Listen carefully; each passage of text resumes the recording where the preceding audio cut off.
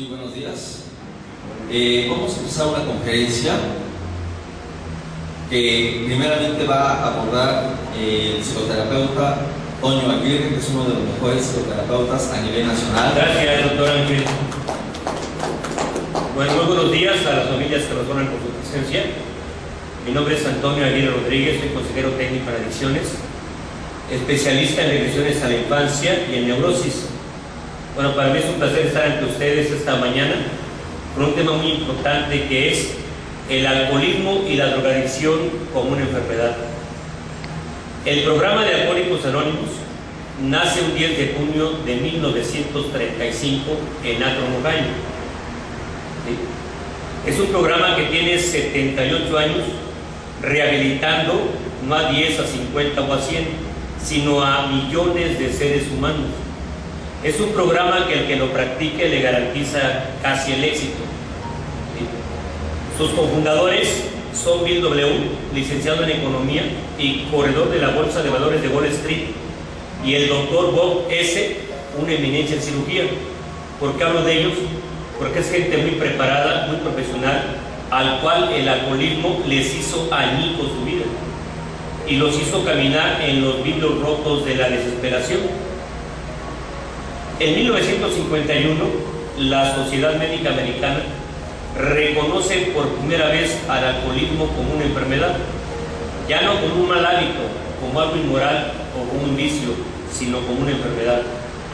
Y en el año de 1953, en Ginebra, Suiza, se reúne lo más selecto a nivel mundial de la medicina.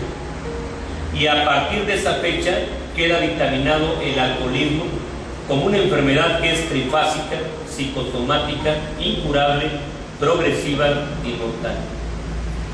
Trifásica porque afecta a la mente, el cuerpo y el espíritu, ¿no? El alcoholismo, ¿verdad?, a nivel mental produce, ¿verdad?, en las personas crónicas o tienen años de consumo, producen una muerte millonaria a nivel neuronal. No son datos tan certeros porque el cerebro es muy misterioso, pero se dice, ¿verdad?, que una copa de alcohol mata aproximadamente 400,000 neuronas. Un cigarro de marihuana cerca de 800,000 neuronas. Un gramo de cocaína cerca de 2,400,000 neuronas. El ácido lisérgico, el LSD, el LSD, mata aproximadamente 4 millones de neuronas. Un gramo de heroína cerca de 7 millones de neuronas. Y todo lo sintético que está de moda en los antros, en la adolescencia, ¿verdad? La tacha o el éxtasis, que es la metanfetamina, o el iPhone cristal, pues una pastilla, ¿verdad?, es capaz de matar hasta cerca de 20 millones de neuronas. Esto tiene que ver, ¿verdad?, este daño neurológico tiene que ver con los altibajos emocionales, con los cambios bruscos y repentinos de estados de ánimo, ¿verdad?, con la hiperactividad, con la hipersensibilidad, con la toma de decisiones, con los impulsos, con la depresión y con la ira. ¿Sí? Y a nivel orgánico, ¿verdad?, orgánicamente el alcohol afecta a 12 órganos. Y en la persona crónica se produce la muerte espiritual. ¿Qué es la muerte espiritual?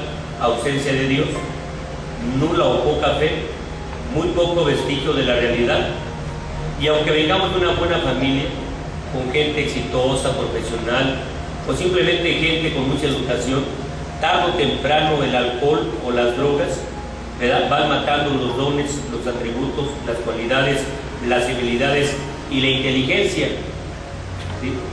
Entonces, ¿verdad?, el paciente a través del tiempo, poco a poco, va a perder los principios, los valores y la verdad. Y más adelante, ¿verdad?, crece la enfermedad y terminará perdiendo cosas muy valiosas como son la dignidad, la personalidad, el carácter, el valor y toda moralidad. También se dice que es una enfermedad psicosomática porque el alcoholismo y la drogadicción no es más que el síntoma de males emocionales más profundos en la personalidad. El problema no es el alcohol ni la droga, es el detonante a una problemática emocional, ¿verdad?, no aceptada, no comprendida, no perdonada o no superada. ¿Sí? Y es una enfermedad multifactorial. Dentro de la sintomología encontramos antecedentes de, ¿no?, soledad, sensación de no pertenencia, de carencia afectiva, sensación de que no me quiere, no les importo, no les intereso o no capto la atención. O en hogares disfuncionales, ¿verdad?, con padres alcohólicos, adictos, o no es necesario ser adictos, ¿verdad?, simplemente neuróticos, ¿verdad?, agresores físicos o psicológicos, la violencia intrafamiliar, donde el niño o el adolescente, ¿verdad?, adquiere miedos, complejos de inferioridad y traumas. Y estos tres, ¿verdad?, estados emocionales o emociones, ¿sí?, son los que van a opacar la verdadera personalidad. Un ejemplo, ¿no?, que hace el miedo al infante cuando se apodera de la personalidad a través de ser agredido física, ¿verdad?, psicológicamente, humillado, devaluado, comparado, ¿sí?, abandonado, rechazado. Pues claro, ¿verdad?, que el niño va a ser tímido, cobarde, introvertido, inexpresivo, extremista, trágico, dramático, aburrido, escéptico, ¿verdad?, y mentiroso, hipócrita y vanidoso. Imagínense todo lo que hace el miedo a la personalidad. Y entonces, ¿verdad?, con la soledad, la carencia efectiva y la violencia intrafamiliar, claro que el niño o el adolescente va creciendo con ciertas frustraciones. Las frustraciones, ¿verdad?, pues es el deseo o anhelo insatisfecho, lo que no se cumple y que produce, ¿verdad?, dolor o insatisfacción. Entonces las frustraciones son en los instintos, que puede ser el sexual, a través de un abuso o una violación, que es la peor tragedia en un infante. ¿Verdad? La frustración material, ya sea la riqueza sin amor o las carencias materiales. La frustración emocional de un núcleo disfuncional donde no conocimos posiblemente la paz, la tranquilidad, la seguridad o la felicidad. Siempre fuimos, ¿verdad?, pues absorbidos por el miedo, la ansiedad o la angustia, ¿sí? Por eso en la mayor parte de la psicografía de los alcohólicos vemos antecedentes o de rechazo afectivo o el otro extremo, la sobreprotección o el cariño en demasía o la responsabilidad prematura. Cuando las necesidades de afecto no fueron satisfechas, el amor, y no nos sentamos físicamente también en cuerpo, color y estatura, da lugar a que el infante o al adolescente sea inseguro, nervioso, egocéntrico, con angustia, con una baja autoestima y con una serie de complejos y traumas que van a impedir el óptimo desarrollo en la personalidad. Entonces, en la adolescencia aparecen los caracteres sexuales, la atracción por el sexo opuesto, la búsqueda de una identidad propia, la necesidad, ¿verdad?, de integrarse a un grupo par o de iguales, la necesidad de ser admirado, respetado y útil, porque en la adolescencia todo es competencia, aunado a la presión social, familiar y escolar. Si este inseguro angustiado no puede con todo este paquete y prueba alcohol o drogas, es muy susceptible a quedar atrapado. Y la frustración social, ¿no? ¿Quién es mi padre? ¿Quién es mi madre? Mis dos primeros grandes maestros de la vida. ¿Dónde viví? ¿Cómo viví? ¿Qué me dieron? ¿Qué no me dieron? ¿O en qué medio ambiente me desarrollé que me pudo haber absorbido, ¿no? Un ejemplo, imagínate un niño en una vecindad grandísima con 50 casas. Bueno, pues qué medio ambiente está ahí, ¿no? ¿Sí? Lo podemos comprender, ¿no? Donde muchas veces, ¿verdad?, pues es hijo de una madre soltera, no hay papá y casi no hay mamá. Entonces ahí está, ¿verdad?, la soledad, la carencia afectiva, ¿sí? Y todo esto, ¿verdad?, da como resultado los resentimientos. Se dice que el alma del ser humano es una sustancia simple compuesta por los sentidos. A través de lo que vemos, de lo que escuchamos, de lo que olemos, de lo que hablamos y de lo que nos metemos, es como se enferma el alma. Entonces, el estado ideal del alma es la paz. Pero todo este medio ambiente es lo que producen los resentimientos. Entonces, ¿verdad?, al alma del ser humano no le gustan los estados emocionales del miedo, la ansiedad o la angustia, ni la tensión, ni la presión, ni ser torturado por la culpa o el remordimiento. Repito, el estado ideal del alma es la paz. Entonces, el resentimiento lo que hace en el alma es meter cólera y enojo, ¿no?, que son dos emociones razonables, la cólera y el enojo. Pero en el nivel emocional, el espíritu débil, el débil psíquico, el neurótico, no sabe manejar esas dos emociones y es transportado fácilmente a la ira. Y esta ira, que está reprimida desde la infancia ante figuras de autoridad por el miedo, entonces, ¿verdad?, la ira en conserva es lo que conocemos como odio. Y el odio, ¿verdad?, mantiene el vacío indispensable para contaminar la tranquilidad espiritual, y de ahí se deriva el resentimiento, ¿no? El resentimiento, la palabra re viene del latín que significa volver a sentir. Entonces, el resentimiento es una lesión al ego o al orgullo, ¿sí? Y por ahí se dice, ¿verdad?, que el resentimiento es el hilo negro que corroe el alma y pudre el tejido sanguíneo. A quienes los dioses destruirán, primero los harán enojar, ¿sí? Y después viene la venganza, viene la maldad, viene la envidia y viene la mentira. Entonces, toda esta problemática emocional en el adolescente da como resultado, ¿verdad?, el egoísmo. Y ya no le importa, ¿verdad?, ni la mamá, ni la papá, ni el hermano, ni Dios, ni la sociedad, ni la escuela, sino nada más busca cómo satisfacer sus instintos o lo que le demanda su mente enferma, ¿sí? Y todo esto, ¿verdad?, para que la sociedad no se dé cuenta que esta persona trae esta problemática, lo vamos a tapar exactamente con la soberbia.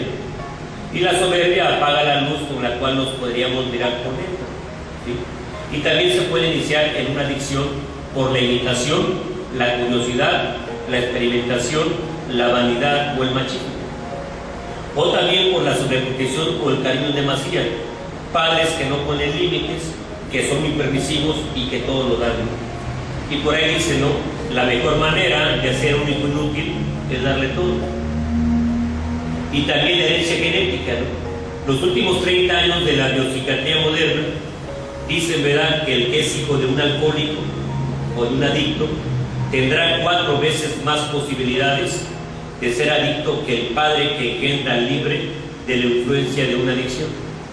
Todo hijo de un alcohólico nace con una deficiencia neuroquímica a nivel cerebral que lo hace potencialmente adicto a cualquier sustancia que sea capaz de provocarle paraísos artificiales en el cerebro. Entonces, esa es la parte psicosomática. Ahora, hay 3 clases de bebedores, ¿verdad? El bebedor social, el bebedor fuerte y el crónico. El bebedor social es la persona que toma de 1 a 2 copas, máximo 3. Y cuando le ofrecen otra copa no tiene ningún problema en rechazarla, ¿no? Él sustituye, ¿verdad?, con un refresco, un té o un café. El bebedor social toma para liberar el fastidio, el aburrimiento, la preocupación. O es esa intimidad con los amigos de que la vida es buena, ¿verdad? Tengo un buen trabajo, un buen salario, soy joven, me está yendo bien, bueno, es un brindis, ¿verdad? ¿Sí? Es que esta persona, ¿verdad?, en un momento dado también toma en la franca camaradería con seres queridos. Y tenemos al bebedor fuerte. ¿Quién es un bebedor fuerte? Es la persona que toma 5, 6, 7, 8 o 9 copas, pero que el otro día, aunque amanezca con el estar físico, todavía tiene la capacidad de responsabilizarse de las cosas más importantes de su vida. Vamos, cubre, ¿verdad?, las necesidades básicas y primordiales del núcleo familiar, lleva a un hijo a la escuela o va a trabajar. Pero al doctor lléguele, ¿verdad?, un doctor muy preparado, al cual la Organización Mundial de la Salud le encarga el estudio del alcoholismo. Él hace la tabla de la alcoholomanía con 45 puntos, el último es la muerte. Entonces él dice que por la progresividad, la habituación y la tolerancia de la sustancia, el bebedor fuerte no se da cuenta cómo poco a poco se hace un crónico. Ahora sí, ¿verdad?, ¿quién es un bebedor crónico? Es el alcohólico. Es la persona a la cual le basta el más mínimo contacto con la sustancia, una copa, un trago, para que pierda el total control en su manera de beber. Y por consiguiente, entrando en la sustancia en 30 segundos está en el cerebro, desequilibrando el normal funcionamiento del mismo, ¿verdad?, alterando los sentidos o cambiando los estados de ánimo. Entonces él sufre cambios inmediatos en su manera de pensar, sentir y actuar. Y es cuando el alcohólico va a donde no tenía que ir, hace lo que no tenía que hacer y se relaciona con quien no tenía que relacionarse. Y por lógica, en esos estados tan fuertes de intoxicación, ¿verdad?, va a tener problemas en todos los ámbitos o departamentos de su vida, como es el núcleo familiar, la sociedad, el área laboral o el área escolar. Y lo más peligroso, riesgos físicos y mentales, en los excesos, las lagunas mentales, los accidentes, ¿sí? Ahora, se dice, ¿verdad?, que esta enfermedad es incurable. Y cuando escuchamos el término incurable, nos podemos sentir como desahuciados. Pero a diferencia de enfermedades de desahucio médico como el SIDA, el cáncer o la cirrosis, donde tarde o temprano inevitablemente el ser humano morirá, aquí la buena noticia para nosotros es que esta enfermedad se puede mantener arrestada con el programa de los 12 pasos. Y alguien puede decir, oye, vaya tarea, son muchos pasos, yo no puedo llevarla a cabo. No te preocupes, con el primer paso lo logras. Acepta, ¿verdad?, que el alcohol o la droga te ha derrotado, que ha causado estragos en tu vida, que eres impotente ante él y que la vida se vuelve ingobernable. Los 11 pasos restantes del programa van midiendo el progreso espiritual del paciente mientras vaya caminando a través del tiempo en el programa. ¿Sí? Se dice también, ¿verdad?, que esta enfermedad es progresiva. ¿Por qué? Porque a través de los meses y años de consumo en el organismo se produce una tolerancia, ¿sí?, por la licuación de la sustancia. Entonces ya tolera el organismo el alcohol. Entonces esto quiere decir que poco a poco va a requerir de más dosis para encontrar los efectos deseados de nivel de excitación de las primeras veces. Como el adolescente que por pertenecer, ¿verdad?, no quiere ni fumar, pero fuma a las 3 de un cigarro, al rato va a una tienda y pide un cigarro, ¿sí?, al rato compra 2, compra 3, hasta que se compra una cajetilla, ¿no? Entonces, según la estadística de los americanos, la persona que fuma cigarro y toma alcohol tendrá el 64% de posibilidades de contactar tarde o temprano con la marihuana. Y la persona que fuma cigarro, toma alcohol y fuma marihuana tendrá el 104% de posibilidad de contactar con la cocaína. Se dice, ¿verdad?, que esta es una enfermedad, ¿verdad?, mortal. ¿Por qué? Porque a través de estados tan fuertes de intoxicación, el adicto o el paciente no se da cuenta del riesgo ni del peligro que corre. ¿Cómo mueren los adictos? ¿O cómo mueren los alcohólicos? ¿O cómo podrían morir? Se dice, ¿verdad?, que mueren, número 1, accidentes automovilísticos; 2, riñas callejeras; 3, tráfico de drogas; 4, delincuencia organizada; 5, congestión alcohólica el alcohólico o sobredosis el adicto; 6, asfixia o ahogamiento; 7, incendios; 8, delirium tremens. De 100 personas, ¿verdad?, que le dan delirium tremens, 15 mueren. ¿Sí? Y por último, ¿verdad?, pues cuando se pierde familia, trabajo y dinero y se queda en una situación muy desesperante, pues el suicidio. Esta enfermedad, ¿verdad?, desarrolla una obsesión mental y una alerta orgánica, ¿verdad? La obsesión mental es despiadada. El alcohólico tiene una sed diabólica y el alcohólico, ¿verdad?, una obsesión despiadada. Entonces, ¿verdad?, la obsesión, ¿verdad?, como su nombre lo indica, es una idea fija en la mente del paciente. Por eso, desde que se levanta, el alcohólico genera tomar o el adicto drogarse. Esta obsesión mental lo tortura y lo atormenta. Por eso el alcohólico, si a las 9 de la noche le cierran la tienda de abarrotes, va a ir a otra colonia. Y si no encuentra el alcohol, va a ir a otra colonia. Y si no, va a ir a un Oxxo. Pero él no se regresa sin su botella. Y el drogadicto que se ve en el espejo, ¿verdad?, a las 3 o 4 de la mañana, completamente paranoico, drogadísimo, intoxicado, todavía sale, ¿verdad?, a esa hora si tiene dinero, y aunque no lo tenga, sale a comprar y a adquirir la sustancia. No le importa el barrio peligroso, no le importa que lo pueda agarrar la policía, no le importa que el narco le haya dicho, ¿verdad?, ni se te ocurra venir después de las 12 de la noche. Él le toca la puerta, la obsesión es despiadada.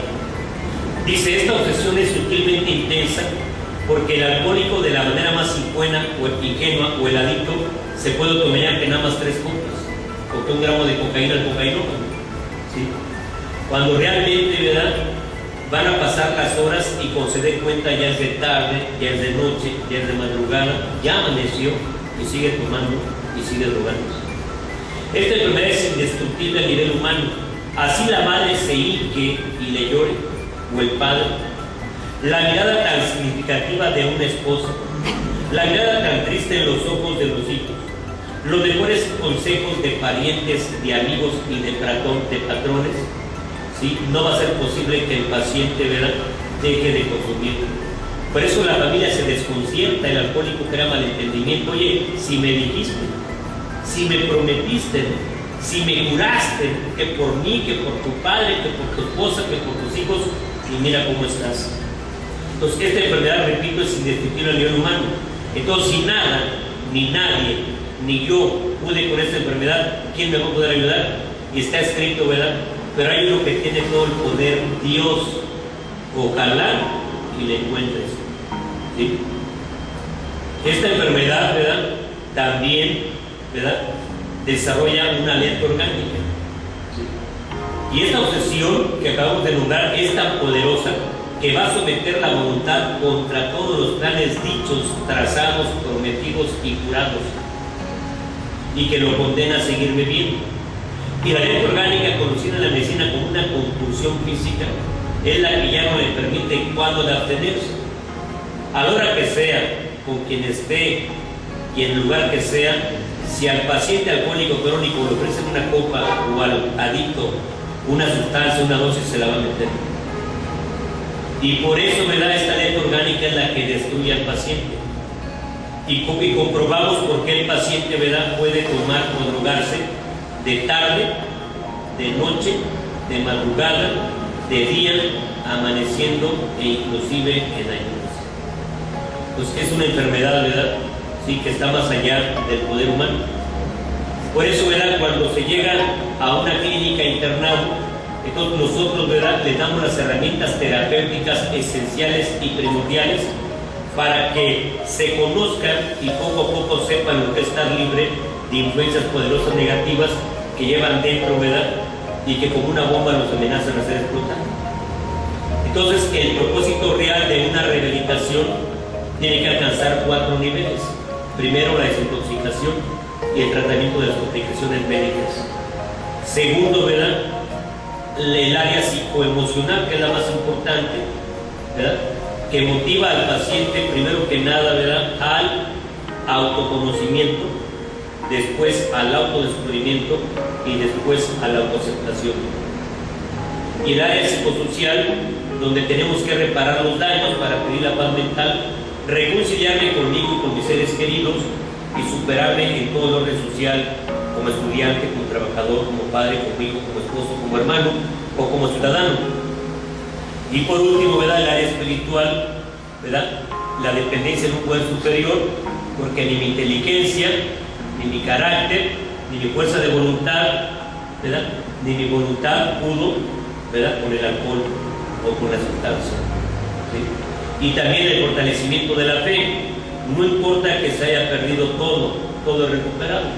Lo único que no se recupera es el tiempo, ¿verdad? Y la trascendencia de la parte material, ¿no? ¿Por qué? Porque dentro del perfil psicológico del paciente hay una incapacidad para aplazar la satisfacción. ¿Qué quiere decir esto? Que siempre que llegó el dinero, la parte material, inmediatamente su pensamiento fue a comprar el alcohol o la sustancia. Dicen los mejores psicólogos o psiquiatras en alto grado competentes.